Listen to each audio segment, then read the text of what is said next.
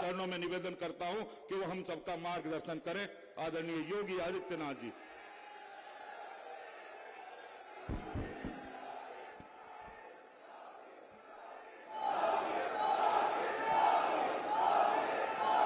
भारत माता की, भारत माता की, भारत माता की।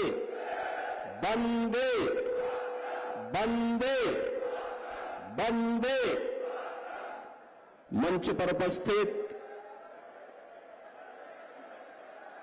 उत्तर प्रदेश सरकार के मंत्रिमंडल के मेरे वरिष्ठ सहयोगी, प्रदेश के गन्ना मंत्री चौधरी लक्ष्मी नारायण जी, प्रदेश के औद्योगिक विकास विभाग के राज्य मंत्री श्री जसवंत सिंह सैनी जी, लोकप्रिय सांसद और भारतीय जनता पार्टी के प्रत्याशी प्रदीप चौधरी जी, पूर्व मंत्री श्री सुरेश राणा जी,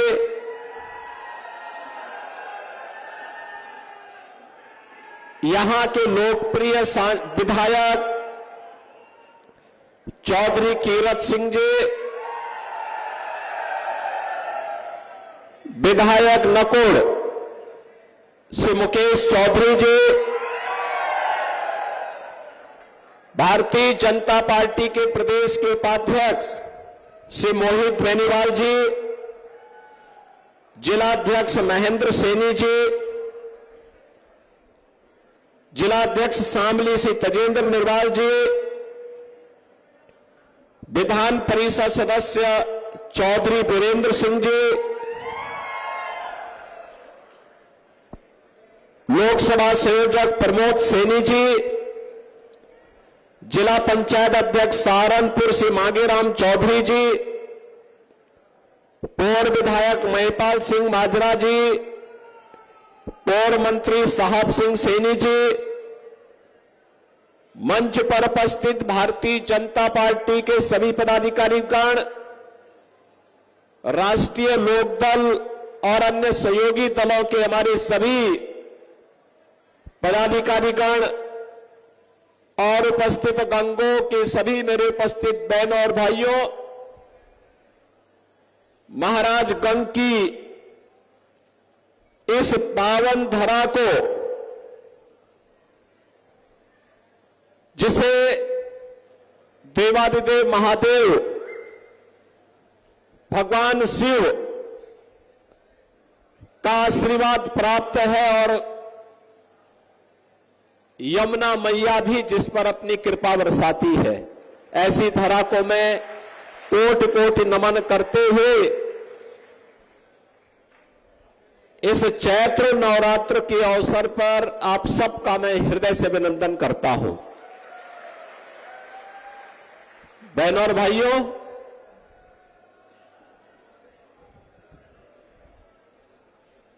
सभी देवी देवताओं का नवरात्रि के अवसर पर मां शाकंभरी और बाला त्रिपुर सुंदरी के इस धाम में आगमन होता है, यहां देवी के दर्शन करने के लिए।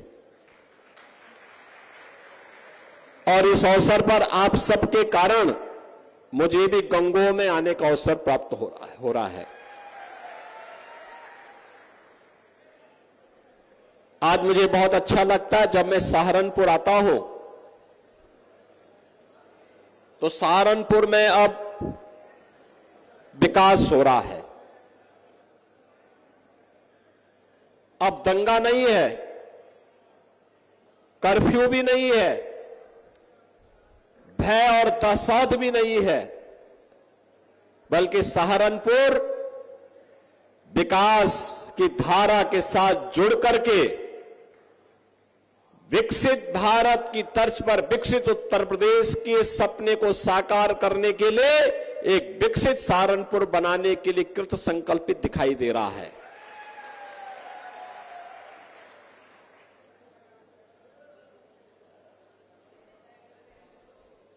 दिल्ली शामली सहारनपुर का जो हाईवे है या दिल्ली से देहरादून के बीच ग्रीनफील्ड एक्सप्रेस हाईवे का जो निर्माण हो रहा है, वह इस विकास की धुरी बनने जा रही है। बहनों और भाइयों, क्या नहीं था हमारे इस सहारनपुर में? मां गंगा और मां यमुना की कृपा थी, असीम कृपा। दुनिया की सबसे उर्वरा भूमि, यहां का मेहनती किसान, जिन अन्नदाता किसान और जिन यहां के हस्तशिल्पी और कारीगरों की कारीगरी के सामने दुनिया फेल थी। जिन अन्नदाता किसानों को स्वतंत्र भारत में पहली बार सम्मान देने का काम किया था, इसी माटी के लाल किसानों के मसीहा चौधरी चरण सिंह जी ने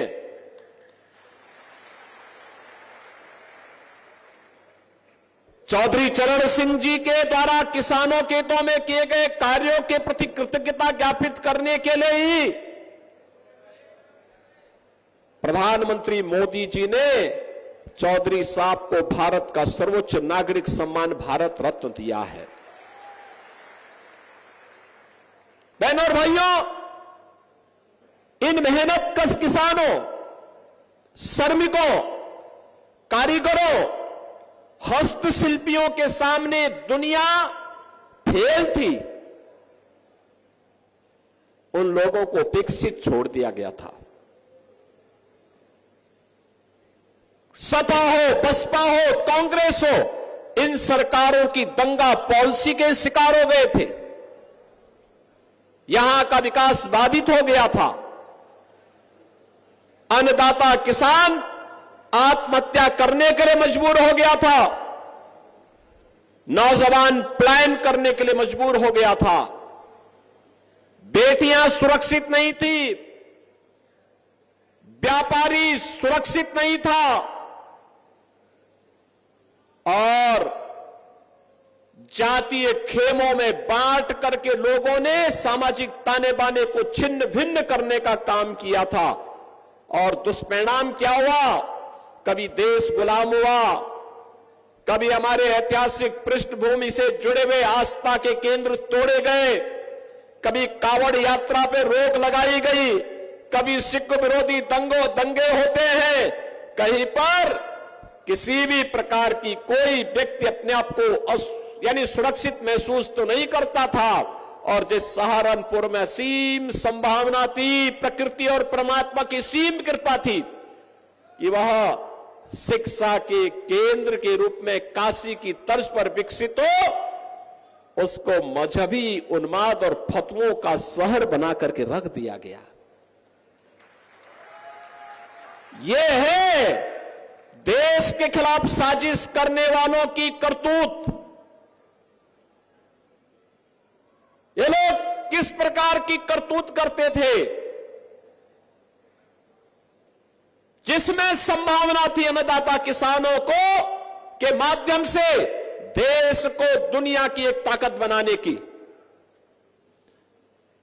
जिन हस्तशिल्पी और कारीगरों में ताकत थी कि दुनिया का सबसे अच्छा कारीगरी दिखा करके वे भारत का नाम दुनिया के सामने करें, जिन नौजवानों के अंदर एक जज्बा था कि वह जीवन के प्रत्येक क्षेत्र में नेतृत्व दे सकते हैं, जिन व्यापारियों में ये हौसला था कि दुनिया को अपने में समेट सकते हैं, इन सभी को एक एक करके दरकिनार करके मजहबी उन्माद का केंद्र सहारनपुर को बना दिया गया। और बहनों और भाइयों, गंगो भी उससे वंचित नहीं था। मुझे याद है 2016 में जब सिख विरोधी दंगे हुए थे यहां पर, आपने देखा नहीं इससे पहले क्या होता था, किस प्रकार की अराजकता फैलती थी। जब कांवड़ यात्रा में बैन लगता था तब तो कोई जातिवादी संगठन नहीं आता था, सबके मुंह सिल लिए जाते थे, क्योंकि तब की सरकारें जिन गुंड और माफियाओं के ऊपर संरक्षण देती थी, जिन मजहबी ताकतों के सारे पर कार्य करती थी, जिनके सामने घुटना टेक करके उस समय कार्य करती थी, वे लोग कभी भी इस प्रकार की चीजों को स्वीकार नहीं कर सकते थे। और बहनों और भाइयों, परिणाम क्या रहा? परिणाम क्या रहा? जिस बेटी को अपने मां बाप के संरक्षण में अच्छी शिक्षा प्राप्त होनी चाहिए थी, बेटी तो जब शादी योग्य होती है तभी ससुराल जाती है, नहीं तो मां बाप के संरक्षण में अच्छी पढ़ाई करती है। उस बेटी को असमय हॉस्टल में या दूर रिश्तेदार के घर में डर के मारे मां बाप की भेज देते थे। बहनों और भाइयों, यह स्थिति लगातार पैदा करने का प्रयास हुआ। व्यापारी भी असुरक्षित था, व्यापार नहीं कर पाता था, प्लान करता था, किसान को उसकी उपज का दाम नहीं मिलता था, अराजकता का तांडव था। जब कुछ नहीं हो पाया इन लोगों से विकास का कार्य, पहले से बंद चल रही चीनी मिलों को ही बंद करके बेचना प्रारंभ कर दिया। यही तो होता था सपा बसपा कांग्रेस के समय। और आपने पिछले 10 वर्ष में मोदी जी के नेतृत्व में बदलते हुए नए भारत को देखा है। ये नया भारत, दुनिया के अंदर भारत का सम्मान बढ़ा है, सीमाएं सुरक्षित हुई हैं, आतंकवाद नक्सलवाद समाप्त हुआ है, विकास के बड़े बड़े कार्य हो रहे हैं, highway, railway, metro, university, medical college, engineering संस्थान, ये सभी कार्य हो रहे हैं। और गरीब कल्याणकारी योजनाओं की तो कोई सानी ही नहीं। क्या मोदी जी ने योजनाओं का लाभ देते समय किसी की जाति देखी थी क्या? 80 करोड़ लोगों को पिछले 4 वर्ष में फ्री राशन मिल रहा है। 80 करोड़ लोगों की देश के अंदर भूख का कलंक सदैव के लिए समाप्त हो जाए। जो भूख कांग्रेस ने दी थी देश को, जिस देश के गरीबों को भूखों मरने के लिए कांग्रेस के नेतृत्व ने छोड़ दिया था, कांग्रेस, सपा, बसपा ये सब एक ही थैले के चट्टे बट्टे हैं, कोई अलग नहीं है। ये वोटों के सौदागर हैं, चुनाव के समय दिखेंगे, बाकी संकट के समय सब गायब हो जाएंगे, गायब हो जाएंगे, किसी का आता पता नहीं होता है। और बहनों और भाइयों, यही कहने के लिए आए हैं हम लोग कि इस देश को भूखों मरने के लिए छोड़ दिया था कांग्रेस ने, सपा ने, बसपा ने। देश को 80 करोड़ लोगों को फ्री में राशन मोदी जी के नेतृत्व में मिल रहा है, अगले 5 वर्ष तक निरंतर मिलेगा। कोरोना में दुनिया उभर नहीं पाई अभी तक, लेकिन भारत में कोई संकट कोरोना का नहीं। 60 करोड़ गरीबों को देश के अंदर 5 लाख रुपए की स्वास्थ्य बीमा का कवर। कोई गरीब इससे पहले बीमार होता था, लगता था परिवार अब तबाह हो जाएगा, लेकिन बहनों और भाइयों, आज आपके पास एक गारंटी है। अगर कोई दुर्भाग्य से बीमार हुआ तो कह सकता है 5 लाख रुपए की स्वास्थ्य बीमा का कवर मेरे पास है, मैं उपचार कराऊंगा। और अगर उसके पास वह भी नहीं बन पाया है तो मेरे पास तो कोई भी विधायक, ये कीरत सिंह हो या मुकेश चौधरी हो या स्वयं प्रदीप चौधरी हो, ये कोई भी अगर मुझे पत्र लिख देता है या कोई पीड़ित भी पत्र लिख देता है, मैं बीमार हूं, मेरा आयुष्मान कार्ड नहीं बन पाया, मुझे पैसे की आवश्यकता है, मैं लखनऊ से तुरंत पैसा भेजता हूं उसके खाते में। क्योंकि ये जाति के नाम पर देखने वालों के लिए, वोट बैंक के सौदागरों के लिए वो उसकी जाति हो सकती होगी, लेकिन बहनों और भाइयों, मेरे लिए वो प्रदेश का मतदाता है, प्रदेश का नागरिक है, उसके हितों का संरक्षण करना मेरा दायित्व है और उसको हर प्रकार की सुरक्षा देना, उसकी समृद्धि के लिए कार्य करना मेरा दायित्व है। और हम बिना किसी संकोच के उसको पैसा पहुंचाते हैं। हमने कभी प्रोपेगेंडा नहीं किया, कभी नहीं किया। ये जितने हमारे जनप्रतिनिधि हैं, जो भी मुझे लिखता है, हम उसको तत्काल पैसा भेजते हैं, क्योंकि हमारा नागरिक है, उसको अधिकार है, स्वस्थ जीवन जीने का उसका अधिकार है। और मोदी जी ने आयुष्मान भारत के अंदर देश के 60 करोड़ लोगों को अधिकार दिया। बहनों और भाइयों, भ्रष्टाचार कांग्रेस, सपा, बसपा की रग रग में भरा पड़ा है और मोदी जी ने भ्रष्टाचार मुक्त व्यवस्था देने के लिए जनधन अकाउंट की हर गरीब का खाता खोल दिया। यही परेशानी है इन लोगों को कि मोदी जी ने क्यों खोल दिया, क्योंकि अब तो गरीब का पैसा सीधे उसके अकाउंट में जा रहा है। इनको परेशानी है। 12 करोड़ अन्नदाता किसान को प्रधानमंत्री किसान सम्मान निधि का लाभ मिल गया। अनुमान करिए 12 करोड़ किसान 6,000 रुपए सालाना प्राप्त कर रहा है। बहनों और भाइयों, 12 करोड़ गरीबों के घर में शौचालय बन गए। 10 करोड़ गरीबों को उज्ज्वला योजना का फ्री में सिलेंडर मिल गया। और हमने कहा मोदी जी फ्री में कनेक्शन दे रहे हैं तो दाल बिना तड़के का ठीक नहीं, उसको हमने कहा कि दीपावली और होली में फ्री में सिलेंडर भी देंगे। हम दे रहे हैं। और तो और मोदी जी ने प्रधानमंत्री कृषि सिंचाई योजना बनाई। हमने कहा निजी नलकूप धारक किसानों को फ्री में हम बिजली उपलब्ध करवाएंगे। और बहनों और भाइयों, वह भी हमने करके दिखाया। 1500 करोड़ रुपए पिछले वर्ष मैंने दिया था और 2700 करोड़ रुपए इस बार के बजट में भी हमने दिया है। पीएम विश्वकर्मा योजना हो या वन डिस्ट्रिक्ट वन प्रोडक्ट की योजना, हर एक में व्यवस्था दी। बेटी के जन्म लेने से लेकर के बेटी के शादी ब्याह तक की योजना हमने दी है। बेटी जन्म लेगी, मुख्यमंत्री कन्या सुमंगला योजना, स्नातक तक की पढ़ाई की सुविधा दे रही है। और बेटी शादी ब्याह के योग्य होगी, 51,000 रुपए की राशि उस बेटी की शादी के लिए मुख्यमंत्री सामूहिक विवाह योजना के अंतर्गत उस बेटी के लिए यह भी हम लोग उपलब्ध करवा रहे हैं। नौजवान के लिए पीएम स्टैंड अप की योजना है, स्टार्टअप की योजना है, पीएम मुद्रा की योजना है। सरकारी नौकरियों में कोई भेदभाव नहीं, अब सरकारी नौकरियां निकलती हैं। हमारे सहारनपुर के नौजवान भी भारी संख्या में उसमें भर्ती होते हैं। पुलिस की भर्ती हो या शिक्षकों की भर्ती हो या कोई भी सरकारी भर्ती हो।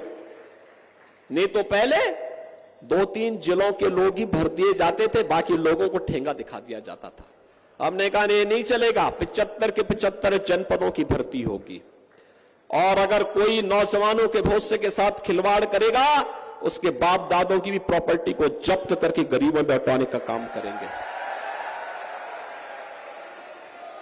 पहले माफिया सिर चढ़ करके बोलते थे। कैसे माफिया सिर चढ़ करके बोलते थे? छोटी छोटी बात को ले दंगा होता था। आज देख रहे होगे दंगा करने वाले भूल ही गए, दंगा भी कभी होता था। उल्टा लटका दिया जाता है उनको। अब दंगा करते हैं तो तुरंत पकड़ करके उल्टा लटका कर नीचे मिर्च का झोंका लगा दिया जाता है कि हमेशा के लिए भूल जाए। और अगर किसी निर्दोष व्यापारी और बेटी के साथ कोई दुर्व्यवहार करता है तो बहनों और भाइयों, उस समय उसकी क्या दुर्गति की जाती है, ये भी आपने देखा होगा। प्रयागराज का माफिया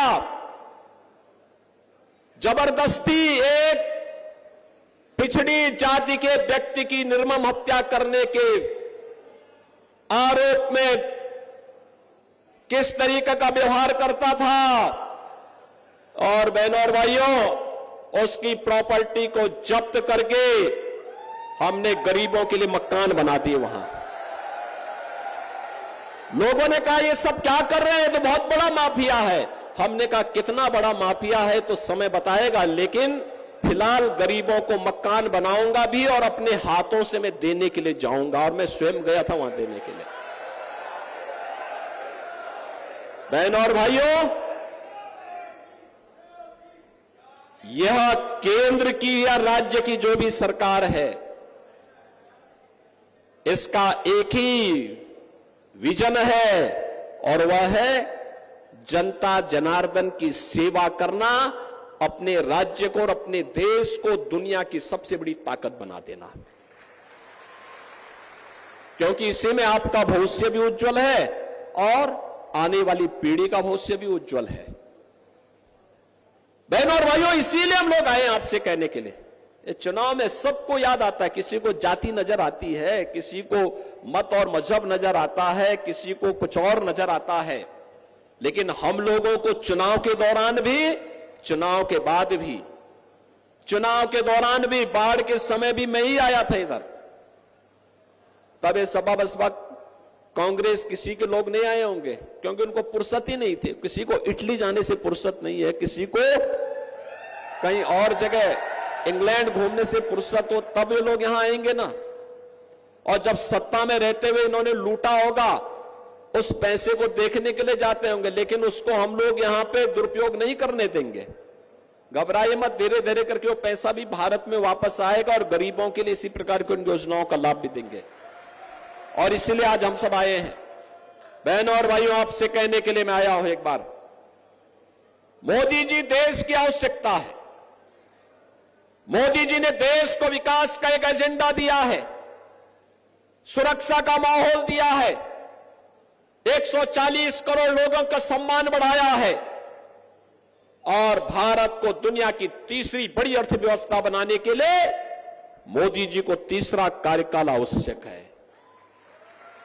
और मोदी जी को तीसरे कार्यकाल के लिए प्रदीप चौधरी को भी तीसरी बार कैराना में सांसद के रूप में जीतना आवश्यक है। बहनों और भाइयों, आपने प्रदीप चौधरी को 2017 में विधायक बनाया था, बाद में सांसद पद के उपचुनाव में वह चुनाव लड़े थे और चुनाव जीते। चुनाव जीतने के बाद फिर से आपने उनको सांसद के रूप में चुनाव बना करके भेजा। आज फिर से आपके बीच में है। अपनी सहजता, अपनी सरलता, अपनी उपलब्धता, एक संसदीय क्षेत्र काफी बड़ा होता है, गांव गांव जाने का प्रयास होता है, लेकिन हमें देश के बारे में सोचना है। हमने इसीलिए कीरत सिंह को और मुकेश चौधरी को उन विधानसभा क्षेत्रों में दायित्व दिया है, वे विकास के लिए कार्य करें, जो भी विकास की आवश्यकता है उसके बारे में बताएं। ये दोनों लोग मेहनत करते हैं, कार्य करते हैं, प्राणपण से जुड़ते हैं, और तब जाकर के विकास की योजनाएं आती हैं। बाढ़ संबंधी समस्या का समाधान करने में लोग सफल हो पाते हैं। बहनों और भाइयों, आपसे ये कहने के लिए मैं आया हूं कि यहां की समस्या का समाधान करना यह हमारा कार्य है, हम लोग इसको करेंगे। देश के हित में हमें बड़े फैसले लेने के लिए देश के अंदर एक ऐसी सरकार चाहिए जो 140 करोड़ लोगों के बारे में सोचे।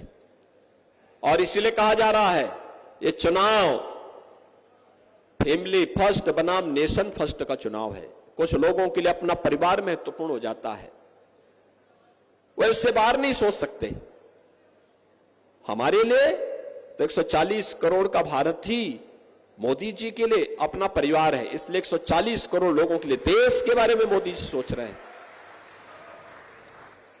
कुछ लोगों के लिए जाति के नाम पर लोग आएंगे, लेकिन जब जाति पे संकट आएगा ये सब गायब हो जाएंगे, तब इनको ही नहीं दिखाई देगा। ये दंगा पॉलिसी वाले लोग ही जातिवाद भड़का रहे हैं। ये दंगा करवाने वाले और कर्फ्यू करान लगाने वाले लोग आज जातीयता का विस्मरण करने का प्रयास कर रहे हैं। याद रखना, मैंने पहले भी कहा, हमारी सरकार ने दंगा मुक्त वातावरण दिया है, कर्फ्यू मुक्त उत्तर प्रदेश दिया है, और दंगा और कर्फ्यू लगाने वालों की गर्मी को शांत करके आपको एक शांत वातावरण दिया है, बहुत शुद्ध वातावरण दिया है। उनको फिर से पनपने का अवसर मत दीजिए। ये जातिवाद की राजनीति, ये जातिवाद की राजनीति भाइयों बहनों, दंगा और कर्फ्यू को आमंत्रण करने की शुरुआत है। बेटी और व्यापारी की सुरक्षा के लिए खतरे की घंटी है, विकास का बैरियर है।